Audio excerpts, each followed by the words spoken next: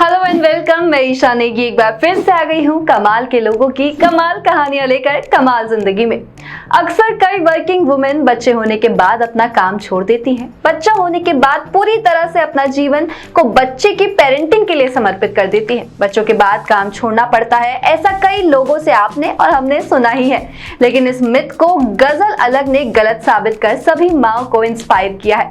अब आप सोच रहे होंगे कि मैं कौन गजल अलग की बात कर रही हूँ, तो आपको बता दूं कि देश का लोकप्रिय ऑर्गेनिक प्रोडक्ट मामाअर्थ की वो को-फाउंडर और सीईओ हैं। गजल अलग का जन्म 2 सितंबर 1978 में चंडीगढ़ में एक मिडिल क्लास फैमिली में हुआ था। गजल अलग के पिता का नाम कैलाश साहनी और माता का नाम सुनीता साहनी। गजल अलग बचपन से ही कुछ हासिल करना चाहती थी और उनके माता पिता ने उनका बहुत साथ दिया। गजल के माता पिता ने उनको शुरू से ही इंडिपेंडेंट होना सिखाया था। गजल अलग की शिक्षा की बात करें तो उन्होंने 2007 से 2010 के बीच पंजाब यूनिवर्सिटी से इंफॉर्मेशन टेक्नोलॉजी में BCA किया था। इसके अलावा गजल की दिलचस्पी कला के रूप में भी रही है। 2013 में उन्होंने न्यूयॉर्क में स्कूल ऑफ विजुअल आर्ट से ग्रेजुएशन की डिग्री हासिल की। गजल अलग ने अपने करियर की शुरुआत एक कॉर्पोरेट ट्रेनर के रूप में की। 2008 से 2010 तक NIIT लिमिटेड चंडीगढ़ में काम किया, जहां उनका काम IT कंपनियों के मैनेजर्स और इंजीनियरों को ट्रेन करना था। 2010 में उन्होंने dietexpert.in नाम से एक वेबसाइट भी शुरू की, जहां लोग अपनी एज और वेट के हिसाब से डाइट प्लान ले सकते थे। इसके अलावा गजल कला को अपना जुनून बताती है। उन्होंने नेशनल और इंटरनेशनल लेवल पर अपनी रचनाओं का प्रदर्शन किया है और उनका नाम इंडिया की टॉप 10 फीमेल आर्टिस्ट में आता है। 2016 से गजल मामाअर्थ की parent company Honasa consumer private limited की को-फाउंडर और सीईओ है। साथ ही गजल अलग शार्क टैंक इंडिया के फर्स्ट सीजन की जज भी रह चुकी है। 28 जनवरी 2011 को गजल अलग ने वरुण अलग से शादी की। उनका एक बेटा भी है जिसका नाम अगस्त्य अलग है। उनके बेटे को जन्म से ही एक्जिमा नाम की एक स्किन प्रॉब्लम थी, जिसके कारण उसे टॉक्सिन फ्री प्रोडक्ट्स यूज करने थे। गजल ने पाया कि भारत में बेबी केयर प्रोडक्ट्स में कई पॉइजनस सब्सटेंस होते हैं, जो कि अन्य देशों में रिस्ट्रिक्टेड है। इंडिया में टॉक्सिन फ्री प्रोडक्ट्स की कमी के चलते गजल और वरुण को विदेश यात्रा करने वाले दोस्तों से टॉक्सिन फ्री प्रोडक्ट्स मंगवाने पड़ते थे। यहीं से गजल के दिमाग में मामाअर्थ शुरू करने का आइडिया आया। उसने पाया कि उसके कई अन्य दोस्त थे जो एक ही प्रॉब्लम से गुजर रहे हैं। अन्य माताओं के साथ साथ खुद के सामने आने वाली प्रॉब्लम को समझते हुए गजल ने toxin free baby care products को लॉन्च करने का फैसला किया। गजल और वरुण को अपनी कंपनी शुरू करने के लिए क्षेत्र में अनुभव भी था। दोनों ने जून 2016 में Honasa consumer private limited company शुरू की और दिसंबर तक 6 प्रोडक्ट्स के साथ मामाअर्थ शुरू किया, जबकि उन्होंने बेबी केयर प्रोडक्ट्स के लिए एक ब्रांड के रूप में शुरुआत की। बाद में ये अडल्ट्स के लिए पर्सनल केयर प्रोडक्ट्स में वैरायटी लेकर आए और देखते ही देखते 5 साल के अंदर मामाअर्थ